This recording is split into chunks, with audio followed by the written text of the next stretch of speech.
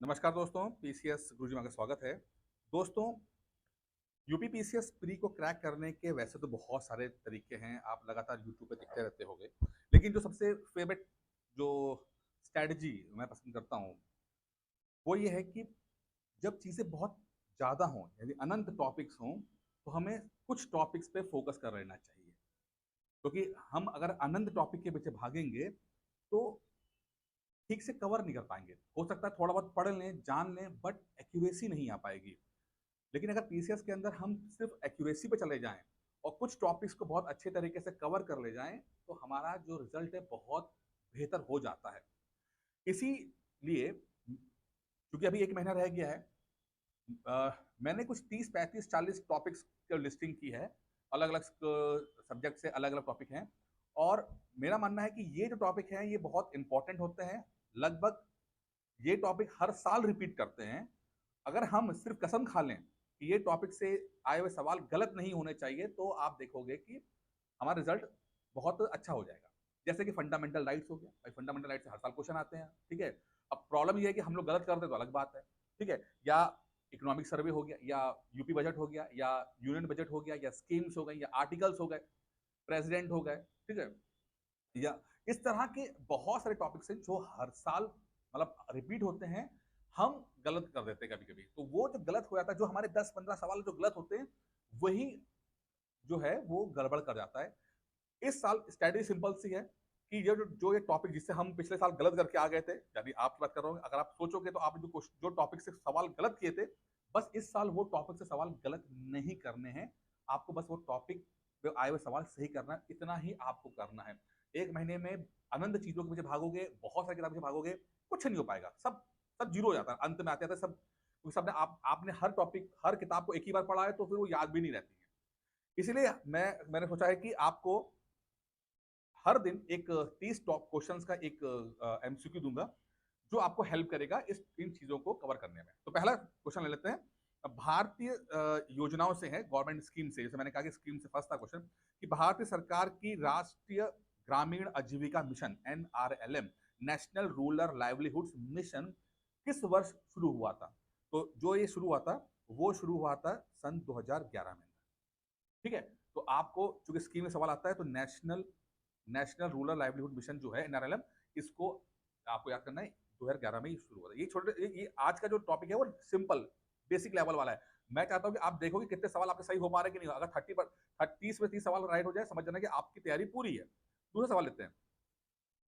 दूसरा सवाल ये है कि प्रधानमंत्री किसान सम्मान निधि योजना, प्रधानमंत्री किसान सम्मान निधि योजना पीएम किसान के तहत किसानों को वार्षिक कितने वित्तीय लाभ मिलता है, कितना फाइनेंशियल बेनिफिट दिया जा रहा है? तो वो लगभग है 6,000 रुपए। 6,000 रुपए का वार्षिक उनको जो है असिस्टेंस जो दी जा रही है, ठीक है। अगला सवाल है, यूपी स्कीम के ऊपर से है, यूपी स्कीम में से है अगला सवाल, कि मुख्यमंत्री कन्या सुमंगला योजना, कन्या सुमंगला योजना है, ठीक है, मुख्य रूप से किस वर्ग को देख रही है, किसको देख रही है? तो जैसे नाम से जाहिर हो रहा है, ये छात्राओं को कवर कर रही है, ठीक है। आसान सवाल है, शुरू में आज का टॉपिक मैंने आसान रखा हुआ है। उत्तर प्रदेश की एक जनपद एक उत्पाद, वन डिस्ट्रिक्ट वन प्रोडक्ट योजना किसके संवर्धन में हेतु है, किस से संबंधित है, किससे रिलेटेड है? तो आपको पता ही है कि यह है स्थानीय उद्योग, स्थानीय उद्योग और हस्तशिल्प से, ठीक है। जो लोकल है, जैसे कि मेरठ में आपका स्पोर्ट्स, क्रिकेट का स्पोर्ट्स का होता है, लखनऊ की बात करते हैं तो चिकन करी यहाँ पर जो होती है, चिकन कारी जिसे कहते हैं, उसके ऊपर आता है। तो हर एक डिस्ट्रिक्ट पे एक स्पेसिफिक जो भी उसका प्रोडक्ट है, उस उसका एनवायरमेंटली उसको ठीक से करना, यानी कि उसका एक माहौल बनाना कि वो बेहतर तरीके से अपने आप को और विकसित कर सके और उसको एक्सपोर्ट के काम आ सके वो, ठीक है। अब दूसरा टॉपिक जो इंपॉर्टेंट मैंने टारगेट किया है, वो टॉपिक है आपका मिलिट्री एक्सरसाइज, ठीक है। हर साल एक सवाल आता है मिलिट्री एक्सरसाइज के ऊपर, आता है, बहुत इंपॉर्टेंट है।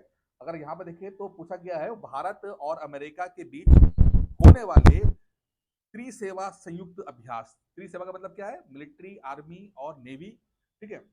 आर्मी, नेवी और एयरफोर्स, सॉरी, आर्मी, नेवी और एयर, तो त्रिसेवा संयुक्त अभ्यास का नाम क्या है? तो उसका नाम है टाइगर ट्रिम्फ। टाइगर ट्रिम्फ जो है वो, उसके अंदर इंडिया और अमेरिका के बीच में अभ्यास होता है, और ये एक त्रिसेवा अभ्यास है, तीनों ही विंग जो है इसमें पार्टिसिपेट करते हैं। अगला सवाल भी हमारा जो मिलिट्री से आ गया वो है, भारत और रूस के बीच होने वाले सैन्य अभियान इंदिरा की शुरुआत किस वर्ष हुई? तो इंदिरा की शुरुआत जो है, जो देखिए सवाल क्या है, इंदिरा है तो इंडिया और रूस आ गया इसमें। और ये कब हुआ? ये है 2001 में। 2001 में ये आपकी जो मिलिट्री एक्सरसाइज है इसकी शुरुआत भारत और रूस के बीच में हुई। अब इकोनॉमिक्स के ऊपर आता है, बजट एंड इकोनॉमिक सर्वे का सवाल आ गया। राजकोषीय घाटा, फिस्कल डेफिसिट का तात्पर्य क्या है? हमें पता है फिस्कल डेफिसिट का तात्पर्य होता है कुल व्यय माइनस कुल प्राप्तियां उधार को छोड़कर। ठीक है, तो जितना टोटल हमने अर्न किया है, जितना अर्न किया, ठीक है, माइनस जितना हमने खर्चा किया है, ठीक, जितना खर्चा हो गया वो जो है वो आपका हो जाता है फिस्कल डेफिसिट आ जाता है। ठीक है, अब इसी से अभी कल मैं डालूंगा तो थोड़ा सा इससे हाई लेवल का सवाल डाल दूंगा, इकोनॉमिक सर्वे वाला सवाल डाल दूंगा, जिसमें कि आप पूछूंगा कि कितना इस साल का राजकोषीय घाटा कितना रहा है, यानी पिछले साल इकोनॉमिक सर्वे की बात करते हैं, वर्ष 2023-24 का आंकड़ा क्या रहा है, तो वो यही टॉपिक से दो सवाल आपको बन जाएंगे आपके। वर्ष 23-24 आर्थिक सर्वेक्षण का केंद्र, अब देखिए इकोनॉमिक सर्वे आ गया, का केंद्र विषय क्या था? इकोनॉमिक सर्वे हुआ, हमने पढ़ा भी होगा। तो इकोनॉमिक सर्वे का जो केंद्र विषय जो था वो है स्थिरता और लचीलापन। स्थिरता, स्टेबिलिटी एंड रिसाइलेंस। स्थिरता, स्टेबिलिटी, लचीलापन मतलब रिसाइलेंस। ठीक है, अब सवाल लेते हैं पॉलिटी का। तो पॉलिटी से सवाल पूछा गया है, आसान सवाल है। अनुच्छेद 32 को संविधान की आत्मा और हृदय किसने कहा है? तो संविधान की आत्मा बहुत नॉर्मल सवाल है ये, डॉक्टर B.R. अम्बेडकर जी ने कहा है। ठीक है, संविधान की आत्मा है ये। मैं स्पीड तेज रखे हुए, उम्मीद करता हूँ कि रिवीजन के पर्पज से ये हो रहा है, जिसको नहीं समझ में आ रहा है वो वीडियो रोके समझे और नोट्स अपने रेफर कर ले। ठीक है, डीपीएसपी किस भाग में सम्मिलित है? सबको पता है डीपीएसपी फोर्थ में है। 2 में क्या है? 2 में सिटीजनशिप है। 3 में क्या है? Fundamental rights. 4 में डीपीएसपी 4A में फंडामेंटल ड्यूटीज। भारतीय राष्ट्रपति अधिकतम कितने वर्ष के लिए चुना जाता है? तो सबको पता है भैया, भारत का राष्ट्रपति मैक्सिमम टू मैक्सिमम 5 वर्ष के लिए चुना जाएगा। और कब चुना जाएगा? जब वो ऑफिस में एंटर करेगा। जिस दिन से ऑफिस में एंटर करेगा उस दिन से 5 साल काउंट किए जाते हैं। क्वेश्चन नंबर 12, उपराष्ट्रपति का चुनाव कौन करता है? बहुत इंपॉर्टेंट है। उपराष्ट्रपति अभी जो जस्ट चुनाव हुआ है, आपको बताना है कि उपराष्ट्रपति हमारे कौन बने हैं। ठीक है, उपराष्ट्रपति यहाँ पर फिलहाल सवाल है कि चुनाव कौन करता है। तो उपराष्ट्रपति का चुनाव जो है वो all the members of parliament, यानी कि लोकसभा और राज्यसभा के सभी मेंबरों द्वारा होता है। संसद के दोनों सदनों द्वारा उपराष्ट्रपति का चुनाव किया जाता है। अनुच्छेद 23G, ठीक है, वो किस चीज संबंधित है? तो वो है आपकी उच्च न्यायपालिका से, सॉरी पंचायतों की शक्तियों और जिम्मेदारियों से, पंचायतों की शक्तियों और जिम्मेदारियों से। अनुच्छेद 356 किस स्थिति में लागू होता है? सबको पता है, आर्टिकल 3 इमरजेंसी होती है, 352, 356 और 360। 360 जो है फाइनेंशियल इमरजेंसी है, जो आज तक नहीं लगी है। 352 नेशनल इमरजेंसी है और 356 जो है वो राष्ट्रपति शासन है। यहाँ पर आपका आ गया, जब गवर्नर को लगता है कि राज्य की संवैधानिक तंत्र विफल हो गया है तो वो रिपोर्ट देता है और वहां पर राष्ट्रपति शासन लागू कर दिया जाता है। प्राचीन एवं मध्यकालीन इतिहास पूछा जा रहा है सवाल यहाँ पर। क्या है भैया कि धर्म चक्र परिवर्तन फर्स्ट सर्मन जो बुद्ध ने दिया, जो गौतम बुद्ध ने दिया, ठीक है, कहाँ दिया? सबको पता है, सारनाथ में दिया गया है। ठीक है, सारनाथ में गौतम बुद्ध ने अपना पहला उपदेश दिया ज्ञान प्राप्त करने के बाद। उसी को धर्म चक्र परिवर्तन कहा जाता है। जैन धर्म का किस सिद्धांत में से सबसे अधिक संबंध है? जैन धर्म के अंदर अगर देखेंगे तो सब उनका जो बेसिक जो है वो है अहिंसा। अहिंसा उनका जो है मेन सिद्धांत है। अशोक के अभिलेख में धम्म का अर्थ क्या है? अशोक का अभिलेख बताइए आपको। नैतिक आचरण एवं सामाजिक कल्याण। नैतिक आचरण और सामाजिक कल्याण जो है अशोक में के अनुसार उसका धम्म का मतलब है। अब बुक्स एंड ऑथर का सवाल आ गया यहाँ पर, बहुत इंपॉर्टेंट है बुक्स एंड ऑथर, चाहे वो एंशिएंट हो, मिडिवल हो, करंट अफेयर्स हो, पूछा जाएगा। यहाँ पर देवी चंद्रगुप्त पूछा जा रहा है। देवी चंद्रगुप्त किसने लिखी है?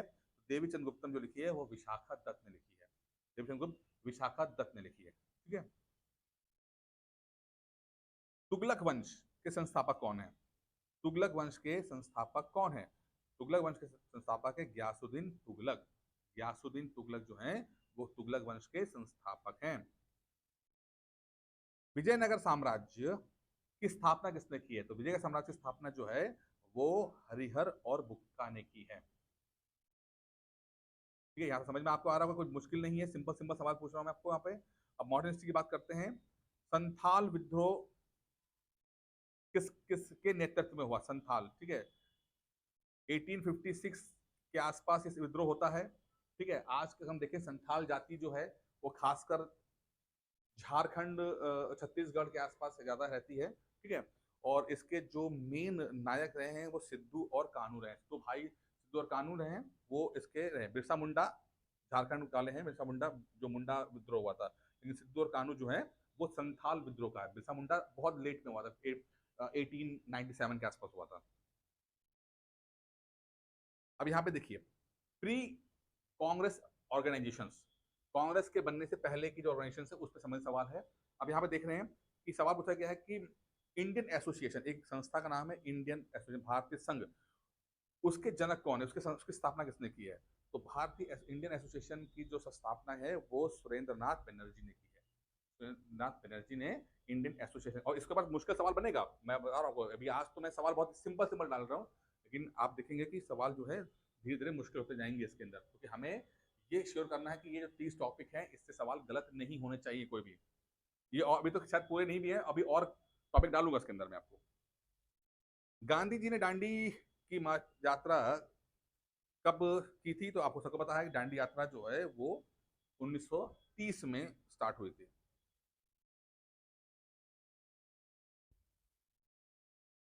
1929 में लाहौर कांग्रेस अधिवेशन की अध्यक्षता किसने की, जहां पूर्ण स्वराज प्रस्ताव पारित किया गया? देखिए, 1929 लाहौर अधिवेशन में उस समय जो हुआ, वो उस समय जो हेड थे, जिन्होंने हेड किया अधिवेशन को, वो थे जवाहरलाल नेहरू। ठीक है, जवाहरलाल नेहरू ने इस अधिवेशन के अध्यक्ष रहे। और सबको पता है कि 25 दिसंबर को कांग्रेस का अधिवेशन होता है हर साल। तो 25 दिसंबर 1929 में। फिर क्या हुआ, 26 जनवरी 1930 में रावी नदी के किनारे जवाहरलाल नेहरू ने जो भारत का झंडा लहराकर पूर्ण स्वराज की मांग, जो पूर्ण स्वराज है उसको घोषित करके, भारतीय कांग्रेस का जो डिमांड है वो पूर्ण स्वराज को घोषित किया। उससे पहले डोमिनियन स्टेटस की बात कांग्रेस कर रही थी। भारत छोड़ो आंदोलन के समय भारत का वायसराय कौन था? तो भारत छोड़ो आंदोलन जो 1942 में हुआ उस समय वायसराय थे लॉर्ड लिनलिथगो। लिनलिथगो भारत के वायसराय थे। अब सवाल आ रहा है ज्योग्राफी का। ज्योग्राफी में सवाल पूछेंगे तो कंचनजंगा पर्वत, ठीक है, माउंटेन्स आगे के माउंटेन्स एंड पीक्स, ठीक है, तो कंचनजंगा जो है वो भारत और नेपाल के बीच में है। कंचनजंगा भारत और नेपाल के बीच में पर्वतमाला है। नाथुला पार्क पास, सॉरी, नाथुला पास जो है वो किस राज्य में है? तो नाथुला पास जो है, ये इंपॉर्टेंट सवाल है, ये पासेस, माउंटेन पासेस बहुत याद करना है, टॉपिक बहुत इंपॉर्टेंट, हर साल एग्जाम में आता है। तो वो है सिक्किम में। नाथुला पास कहाँ है? सिक्किम में है। ओगाला एक्विफायर,